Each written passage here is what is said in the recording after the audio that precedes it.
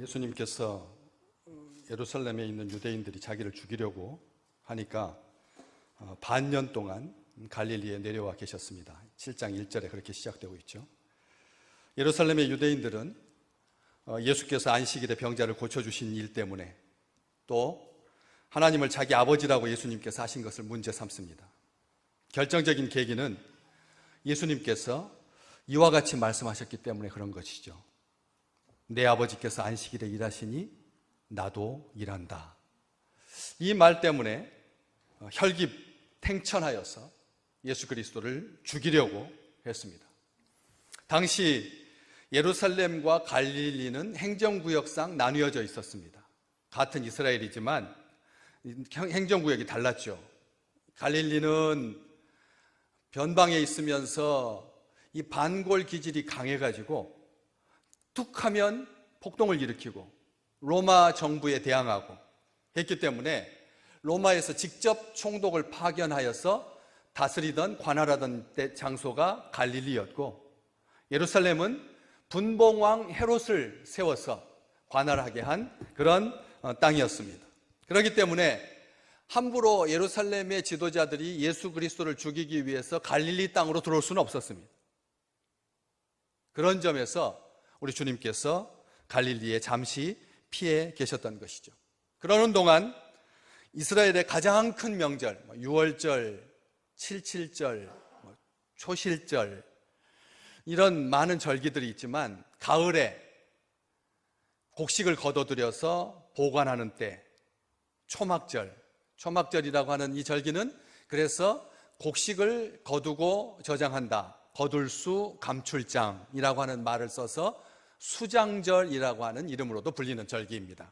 초막절은 아시다시피 이스라엘 백성들이 광야에서 40년 동안 하나님께서 각별하게 사랑하여 주셔서 심지도 않았는데, 거두지도 않았는데 하늘의 만나로, 하늘의 메추라기도 그렇게 먹이신 그런 놀라운 하나님의 은총을 감사하면서 하나님 앞에 고백하고 하나님을 기뻐하는 하나님의 은혜 가운데 거하는 그런 절기죠.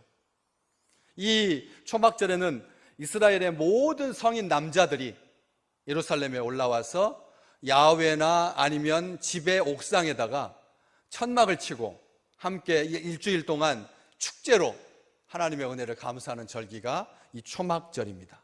다른 어떤 절기보다도 명실공히 수확의 기쁨으로 가득한 풍성한 풍요로운 그런 계절이기 때문에 다른 절기는 몰라도 이 초막절에는 이스라엘의 모든 남자들이 예루살렘으로 올라가죠. 그런 절기가 가까이 왔습니다. 그럴 때 예수님의 형제들이 예수님께 한 말이 오늘 본문은 아니고 3절에서부터 4절까지 말씀이죠. 당신이 행하는 일을 제자들도 보게 여기를 떠나 유대로 가소서. 스스로 일하는 사람 나타나기를 구하면서 묻혀서 일하는 사람이 없나니 이 일을 행하려 하거든 자신을 세상에 나타내소서라고 형한테 이렇게 말을 합니다. 형 예수 그리스도, 그의 동생들, 마가복음 6장에 보면 예수님의 동생이 야고보, 요셉, 유다, 시므온, 남자 형제들만 예수님 밑으로 4 형제가 있었고, 그리고 누이들까지 있었다 해서 6남매였는지 7남매였는지 8남매였는지 모르지만 자연적인 상태에서의 성비가 낳고 그냥 낳았다 보면 여자들이 훨씬 많은 것처럼 남자 형제들이 4이었다면 적어도 여자 형제들이 4이나 5쯤 되어서 그래서 9남매쯤 됐. 그래서 맨 마지가 예수 그리스도였으니까 그렇게 동생들이 줄줄이 밑으로 있는 그런 형제들이 예수님께 이렇게 말한 것이죠. 자기를 드러내라는 것입니다. 왜 이런 말을 했을까? 여기 촌구석에 묻혀있지 말고 예루살렘으로 올라가서 그래서 자기를 입증하고 자기를 증거하고 자기를 나타내라. 동생들이 형을 지켜봤습니다. 오병이어의 기적을 베푸니까 사람들이 이제 예수 그리스도 형을 왕으로 삼으려고 하는 그런 모습도 지켜봤고, 특별하게 그런 모습 가운데서도 오늘 지금 7장을 펴놓고 계시니까 바로 옆장 6장 51절에 보면 예수님께서 이런 말씀을 하십니다. 나는 하늘에서 내려온 살아있는 떡이니 사람이 이 떡을 먹으면 영생하리라. 내가 줄 떡은 곧 세상의 생명을 위한 내 살이니라 하시니라. 그렇게 말씀하시고 또 53절에 보면 예수께서 이르시되 내가 진실로 진실로 너희에게 이르노니 인자의 살을 먹지 아니하고 인자의 피를 마시지 아니하면 너희 속에 생명이 없느니라. 내 살을 먹고 내 피를 마시는 자는 영생을 가졌고 마지막 날에 내가 그를 다시 살리리니 내 살은 참된 양식이요 내 피는 참된 음료로다. 내 살을 먹고 내 피를 마시는 자는 내 안에 거하고 나도 그의 안에 거하나니 살아계신 아버지께서 나를 보내심에 내가 아버지로 말미암아 사는 것 같이 나를 먹는 그 사람도 나로 말미암아 살리라. 우리는 성찬식 때 이 말씀을 기쁘고 즐겁게 읽습니다. 우리 주님께서 하늘에서 내려온 생명의 양식이어서 우리가 주님을 먹고 주님을 마심으로 말미암아 이 땅에 사는 날들 동안 줄이지 아니하고 하나님의 생명 가운데 거하게 된다. 우리는 믿음으로 고백하면서 이 말씀 가지고 성찬 예식을 행하죠. 그런데 그렇게 주님께서 좋으신 말씀을 해주셨는데도 불구하고 60절 말씀에 보면 제자 중 여럿이 듣고 말하되 이 말씀은 어렵도다. 누가 들을 수 있느냐 한데, 제자들은 주님의 말씀을 어렵게 여겼습니다. 그래서 이걸 어떻게 다른 사람들이 이 말씀을 듣고 해석하고 이 말씀을 듣고 이해하고 하나님의 은혜 가운데서 기쁘게 생명의 삶을 살아갈 수 있겠는가 수군수군 됐습니다. 그랬더니 61절에 예수께서 스스로 제자들이 이 말씀에 대하여 수군거리는 줄 아시고 이르시되 이 말이 너희에게 걸림이 되느냐. 제자들에게 걸림이 되었다는 거죠. 수군수군하고 어렵다라고 말하고. 급기야 66절 말씀에 보면 그때 그의 제자 중에서 많은 사람이 떠나가고 다시 그와 함께 다니지 아니하더라. 이제 큰 일이 터졌습니다. 예수님께서 5천 명이나 되는 사람들에게 떡과 고기로 배불리실 때는 임금 삼으려 하다가 진리의 말씀을 외치니까 어렵다고 하면서 수근거리고 하나님의 말씀을 걸림돌이 되어서 다 흩어지고 말았다는 것이죠.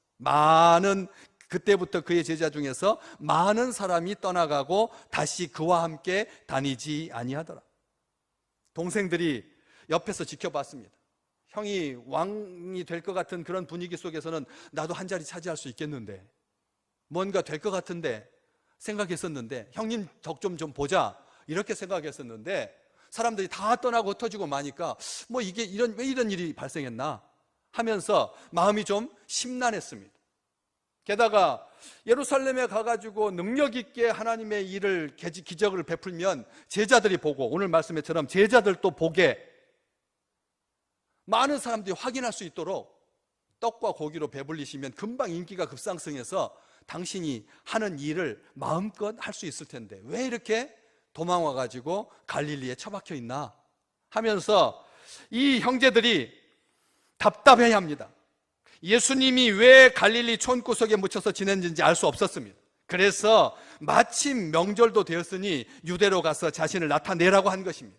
많은 사람들에게 명성과 영광을 얻어야 지금 하고 있는 하나님 나라의 일을 능력 있게 감당할 것 아니냐. 공개적으로 알려지기를 바라는 사람치고 은밀히 일하는 사람은 없다. 지금 하고 있는 일을 계속할 양이면 밖으로 나가서 자신을 드러내라. 자신이 하는 일을 만천하에 공개적으로 해서 인정을 받아라. 자신의 존재를 입증하라. 어디서 많이 들었던 말이잖아요.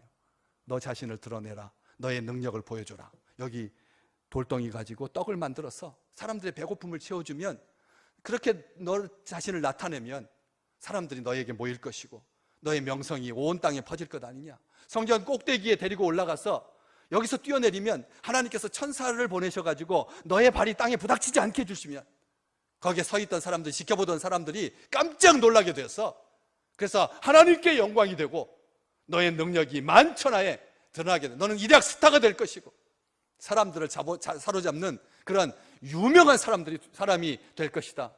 마귀가 부추겼던 것처럼 형제들이 그렇게 형을 부추기고 있는 것이죠. 큰 사람은 큰 물에 가서 놀아야지.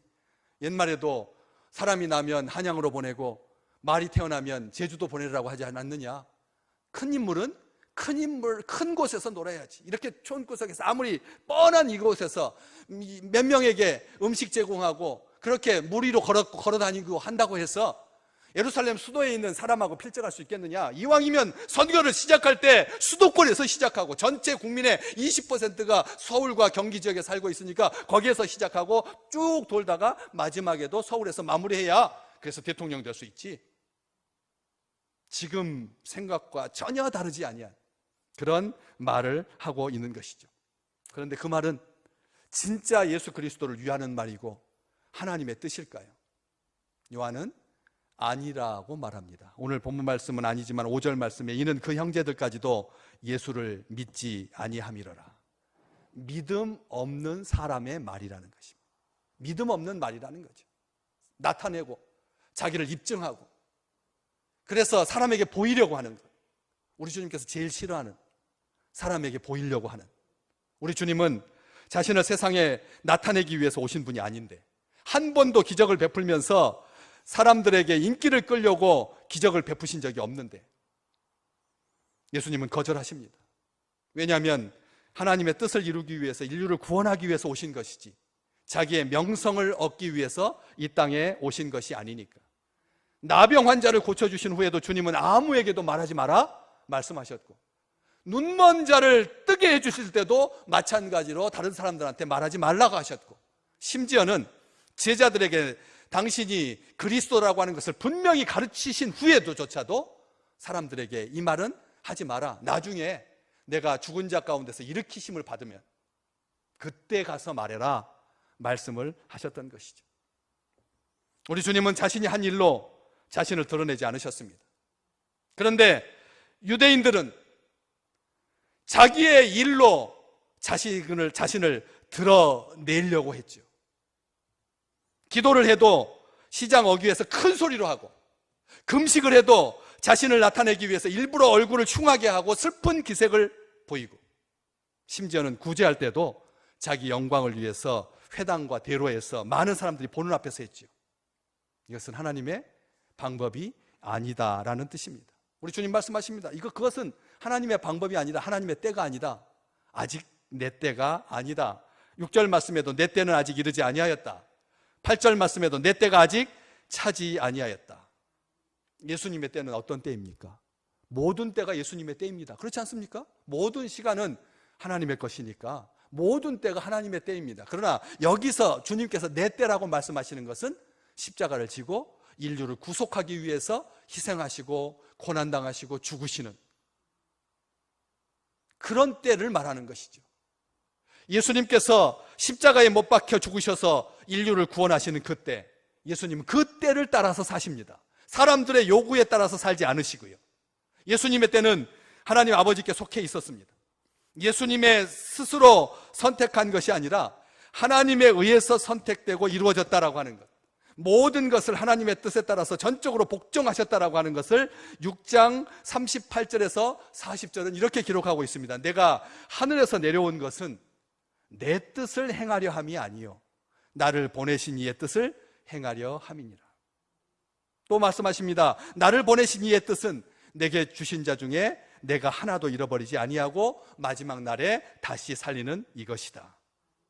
그리고 40절 한 번 더 강조하시면서 내 아버지의 뜻은 아들을 보고 믿는 자마다 영생을 얻는 이것이니 마지막 날에 내가 이를 다시 살리리라. 우리 주님께서 내 뜻은 나를 내 뜻을 이루기 위해서 나는 온 것 아니다. 아버지의 뜻을 이루려고 이 땅에 왔다. 아버지의 뜻이 뭐냐? 나를 따르는 백성, 나를 믿는 주의 백성들에게 영생을 주는 것이다. 그렇게 말씀을 하십니다. 그렇게 주님은 주님의 때를 따라 사셨기 때문에 자기를 나타내려고 하지 않으셨다라고 하는 것이죠. 그런데 또 한 가지, 내 때와 반대되는 쪽에 있는 때, 바로 8절, 6절 말씀은 이렇게 말씀하시잖아요. 내 때는 아직 이르지 아니하였지만 너희 때는 늘 준비되어 있다. 너희 때는 늘 준비되어 있다. 너희 때는 누구의 때입니까? 사람의 때, 사람의 때인 것이죠. 사람은 자기 때를 삽니다. 자기 때를 사는 거죠. 사람들이 자기가 원하는 것을 얻을 수 있는 때, 자신을 드러낼 수 있는 때, 너희 때라고 하는 말은 너를 드러낼 수 있는 때를 말하는 것입니다. 예수님의 때는 자기를 숨기는 때라면 사람의 때는 자기를 드러내는 때이죠.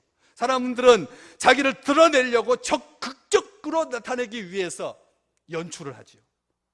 맨 마지막에 자기가 다 나타나서 그래서 다 환호를 하고 그래서 영광을 다 자기에게 모으는 사람의 때, 나를 보내신 이의 뜻을 이루는 주님의 때가 아니라 자기 욕심을 따라서 자기 욕망을 이루는 그런 때를 따라서 사람들이 움직이죠. 사람들이 자신을 드러내는 때는 정해진 때도 없습니다. 시도 때도 없이 자기를 드러내려고 하지요.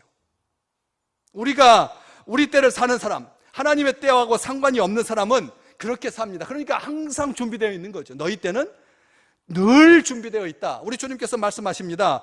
그렇기 때문에 너희 때는 아무 때나 가도 된다. 그래서 이 6절, 8절 말씀, 너희는 명절에 올라가라. 너희는 명절에 올라가도 된다. 나는 하나님의 때를 기다리느라고 잠시 여기에 머물러 있다가 나중에 올라갈 테니까 하면서 동생들에게 먼저 가라고 말씀을 하시는 거죠. 언제라도 유대로 올라가라. 자유롭게 하라는 말씀입니다. 우리는 여기서 우리 주님의 마음을 봅니다. 하나님의 뜻을 따라서 하나님의 아들이 움직이시는데 너희가 뭐라고 감히 너희 뜻을 따라서 네 마음대로 움직이느냐? 내가 좀 있다가 초막절도 지나고 6월절도 지나고 한 1년쯤 사람들의 기억 속에서 잊혀질 때, 살기 등등한 그들의 마음이 좀 누그러질 때, 내가 그때 올라갈 때 나랑 같이 올라가자 하지 않으시고 너희는 먼저 올라가도 된다 말씀하신다는 거예요. 우리 생각에 사람의 자유함을 자유롭게 허용하시면서 자기 자신에게는 엄격하셨던 주님의 모습을 보게 되는 것이죠. 이 말은 예수께서 유대로 가시지 않은 이유가 바로 하나님의 때, 예수 그리스도의 때, 주님의 때, 그 적절한 때가 차고 이를 때까지 기다리시는 것도 분명히 맞지만 더 중요한 것은 오늘 7절 말씀을 통해서 왜 내가 올라가지 않은지 중요한 이유를 말씀하십니다. 7절, 세상이 너희를 미워하지 아니하되 나를 미워하나니 이는 내가 세상의 일들을 악하다고 증언함이라. 우리 주님께서 이렇게 설명을 해주십니다. 내가 아버지의 때가 차지 않아서 아직 올라가지 않는 것은 분명히 맞지만 진짜 이유는 뭐냐? 사람들이 나를 미워하기 때문에 안 올라간다. 세상은 너희를 미워하지 않는다. 왜? 자기 때를 따라서 그 진출할 때를, 나가고 들어올 때를 정확히 알고 있어서, 그래서 그런 사람에게는 세상이 미워하지 않는다. 자기 뜻을 따라서 사는 사람들 미워할 필요가 없지 않느냐? 너희는 미워하지 않는데 나를 미워하는 거다. 세상이 악하다고 내가 말했기 때문이다. 주님은 그렇게 말씀하십니다. 세상이 악하다라고 말했기 때문에. 유대인들이 예수님을 죽이려고 한 것은 예수 그리스도를 미워했기 때문이다 라고 하는 것을 여기서 알 수가 있습니다. 예수님께서 미움을 받았던 이유는 딱 한 가지입니다. 세상의 일을 악하다고 하셨기 때문이죠. 가룟 유다가 제자들 속에 숨어서 자기 혼자만 제일 착한 척, 자기 한자만 선한 척, 자기 혼자만 이 땅에 있는 모든 가난한 사람들을 대변한다라고 여겼을 때, 그렇게 속였다가 그 속셈을 들킨 후에 회개하기는커녕 예수 그리스도를 죽이려고 마음을 먹었던 것처럼, 더욱 미워했던 것처럼, 하나님의 때와 상관없이 사는 사람은 세상의 미움을 받지 않지만 하나님의 뜻을 따라서 하나님의 뜻에 철저히 복종하면서 산, 세상의 일들을 악하다라고 말하는 것이 하나님의 뜻이다라고 하는 것을 우리 주님께서 말씀해 주고 계시는 거죠. 세상의 일들이 악하다는 것을 말하는 것. 그런데 우리 주님께서 세상의 일들이 악하다라고 말하는 것이 그냥 말뿐이었나 이렇게 봤더니 특이한 말씀을 우리 주님께서 하고 계십니다. 뭐라고 말씀하시냐면, 내가 세상의 일들을 악하다고 증언했기 때문에 사람들이 나를 미워하는 거다. 증언했다라고 말합니다. 세상의 일들을 악하다고 증언하셨다. 이 증언하다라고 하는 말은 법적인 용어이죠. 그렇기 때문에 목격자가 진술하는 것이 증언이죠.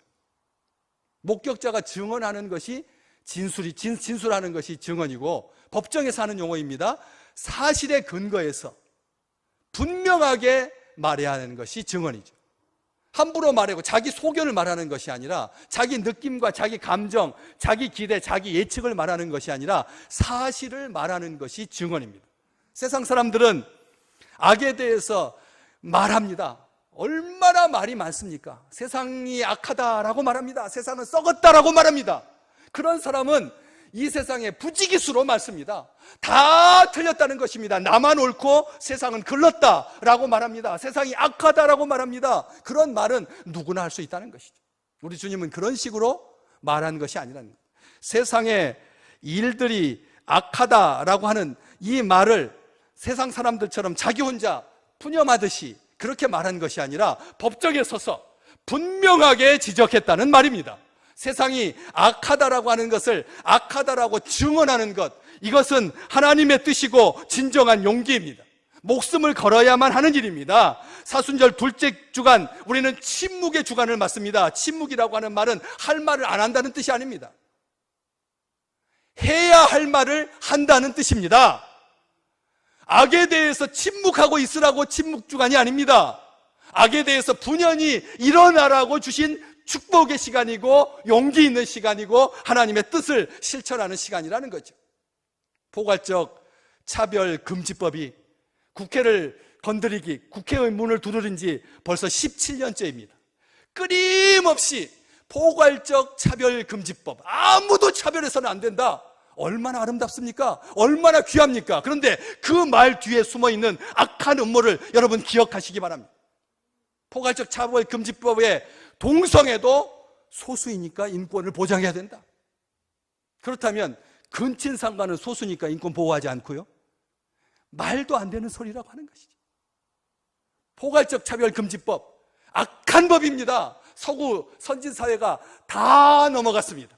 왜? 소수의 인권을 보호한다라고 하는 미명하에 그 법을 제정하였어. 그래서 남자아이가 여자 목욕탕에 들어가도 아무런 문제가 되지 않는데, 왜? 나는 여자라고 생각하면 되니까. 나는 여자라고 생각하면 되니까. 남자가 여자 화장실에 들어가도 아무도 막을 수가 없는 거죠. 왜? 자기가 여자라고 말하니까 자기 성 정체성을 자기가 결정해도 되는 거. 강대상에서 악을 악하다라고 말하면 이제 포괄적 차별금지법이 국회를 통과하게 되면 강대상에서 악을 악이라고 말할 수 없게 된다는 것이죠. 무엇이 진정한 용기입니까? 서구에는 다 그렇게 넘어갔습니다. 왜? 말이 아름다워서 소수를 보호한다라고 하는 미명하에 포괄적 차별금지법이, 그 명칭이 사람들의 뇌리에 파고드는 것이죠. 그런데 우리나라만, 예수 믿는 주의 백성들이, 교회가 그것은 사람을 현혹하는 말이다, 사람을 죽게 만드는 법이다, 진짜 사랑의 실천이 아니다 라고 하는 것을 용기 있게 주장했기 때문에 17년째 국회에서 통과되지 않고 있는 유일한 나라입니다. 이것을 기억하셔야 됩니다. 악에 대해서 악이라고 말하는 것, 악을 증언하는 것, 목숨의 위협이 있습니다. 이제 나중에 강대상에서 동성애에 대해서, 차별 금지에 대해서 말하게 되면 목숨을 걸어야만 합니다. 누군가 우리 속에 뒤에 와가지고 그것을 지지하는 사람이 자리에서 벌떡 일어나서 예배를 회방하고 칼을 들고 협박하고, 그런 일들을 우리 세대가 보지 아니하도록 하나님께서, 이 하나님의 뜻이 뭐냐? 세상의 일들이 악하다고 증언하신 이유 때문에 우리 주님께서도 미움을 받으셨는데, 너희는 내 백성이라고 하면서 너희 뜻에, 너희 때를 따라서 너희 마음대로 다니면서 세상이 미워하지 않고 그 사이로 교묘하게 싹싹싹싹 빠져나가는 이것에 대해서 주님께서 말씀하고 계시는 거죠. 우리 주님께서 세상의 일들이 악하다라고 하는 말은 세상의 일들은 모두 악하다는 뜻이 아닙니다. 세상의 일들이 하나도 선하지 않다는 말이 아닙니다. 세상이 얼마나 아름다운 선행으로 가득 차 있는데, 아시잖아, 이번에 이 전쟁, 러시아가 같은 핏줄 동슬라브족, 그 약소국, 평생 한 번도 독립해보지 못한 소련의 그 군합발 밑에서 그냥 고열을 빨아먹혔던 그런 나라를 침공했습니다. 코로나 기간 중에 온 세상이 전염병으로 만연되어 있어서 숨도 제대로 못 쉬고 있는 이 시점에 불난 집에 도둑질하러 들어간 것입니다. 악한 일입니다. 그런데 우크라이나의 어머니들이, 우크라이나의 딸들이, 러시아의 그 군인들이, 러시아가 우크라이나를 침공하면서 위에 있는 지휘관들이 뭐라고 말했느냐면, 우리 지금 잠시 우크라이나 근처에 가서 야외 훈련, 야외 기동 훈련하고 돌아올 거다 해가지고 유효기간이 20년이 지난 전투 식량 사흘치 싸서 전쟁에 몰아넣은 거죠. 나쁜 지휘관들이, 미친 운전자가 젊은 이 땅에 아름답게 살아가야 할 17, 18, 19살짜리 그런 병사들을 이 전쟁의 아귀 속으로 집어넣은 것입니다.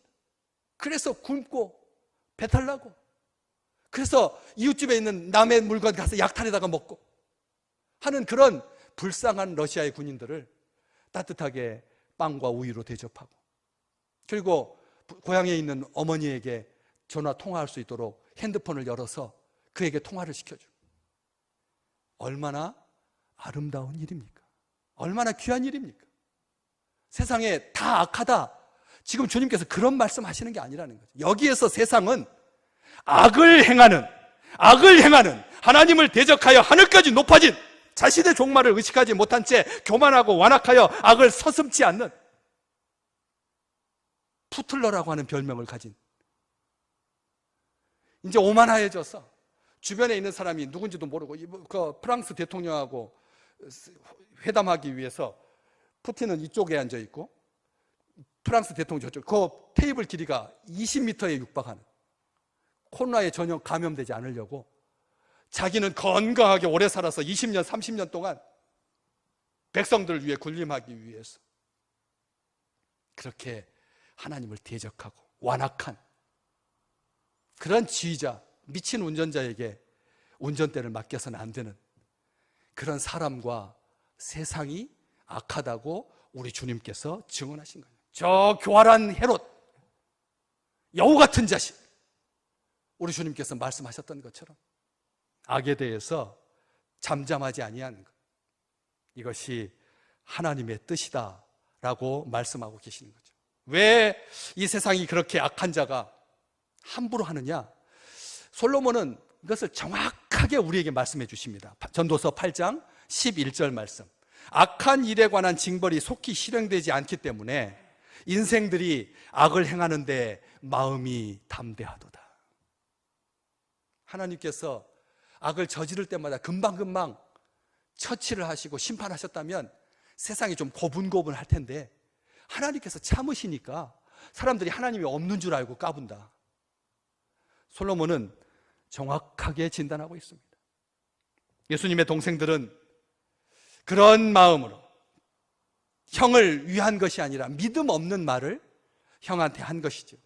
그래서 예수님은 잠시 갈릴리에 머물러 계시다가 은밀하게, 오늘 9절 말씀에 이 말씀을 하시고 갈릴리에 머물러 계시니라. 10절, 그 형제들이 명절에 올라간 후에 자기도 올라가시되 나타내지 않고 은밀히 가시니라. 아멘.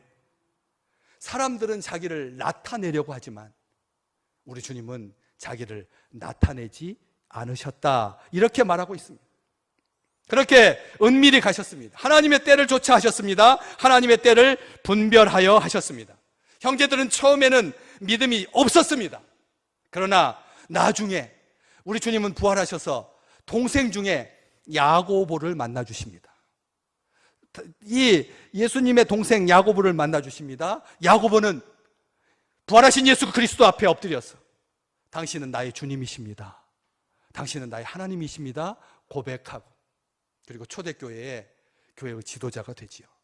그리고 우리에게는 야고보서라고 하는 귀한 책을 우리에게 남겨줍니다. 야고보서. 행함이 없는 믿음은 죽은 믿음이다. 너희는 말로 나에게 나오지만 나는 행함으로 나의 믿음을 증거하겠다. 야고보서 잘 읽어보십시오. 형제들이 처음에는 믿음이 없었으나 부활의 주님을 만난 다음에 믿음으로 충만해져서 교회를 이끈 지도자가 되고, 특별히 예수님께서 승천하신 후에 그의 어머니와 형제들이 다 제자들과 함께 다락방에 모여서 전심으로 마음을 같이하여 기도함으로 성령 충만함을 받았던 것처럼 복음의 증인이 되고 순교자가 되고 세상이 그들을 미워하고, 이제 우리 주님께서 하신 그 말씀 그대로 세상이 너희를 미워하지 아니하되 나를 미워하나니, 우리 주님께서 미움받으시니까 세상에게 미움받고 우리 주님께 사랑받는 귀한 주의 백성들 되시기를 주의 이름으로 축복합니다. 세상의 미움을 요리조리 피해가는 것이 능사가 아니라 우리 주님께서 친히 복음의 증거자로 악을 악하다라고 증언함으로 말미암아 사람들의 세상의 미움을 받으셨던 것처럼 그 말씀이 성취된 이 놀라운 축복을 하나님의 때를 삶으로 누리게 되었다는 것이죠. 요한복음 15장 18절에서 19절 말씀 우리 함께 같이 자막을 보면서 읽으시겠습니다. 세상이 너희를 미워하면 너희보다 먼저 나를 미워한 줄을 알라. 아멘. 또 읽습니다. 너희가 세상에 속했으면 세상이 자기의 것을 사랑할 것이나 너희는 세상에 속한 자가 아니요 도리어 내가 너희를 세상에서 택하였기 때문에 세상이 너희를 미워하느니라. 이 세상 사시면서 악에 대해서 악이라고 증언하심으로 우리 주님께 택함 받은 그 놀라운 용기를 가지고 분연히 일어나서 하나님의 때를 사는 믿음의 백성들 되시기를 주의 이름으로 축복합니다. 진정한 침묵은 행하는 데 있다라고 하는 것을 기억하시고 포괄적 차별금지법 내세우면서 마치 자기들이 모든 약자의 인권을 대변하는 것처럼 속이고 국민을 속이고 선진국 서구의 모든 역사가 증거해주고 있는데 그러므로 말미암아 나라가 얼마나 추악해지고 마약에 빠지고 하나님을 떠나고 멸망의 길을 가고 있는 것을 우리가 분명히 말해줘서 감정 대 감정으로 싸우는 것이 아니라 교회의 뜻을 따라서 함께 움직임으로 하나님의 의를 이루는 믿음의 백성들 되시기를 주의 이름으로 축복합니다.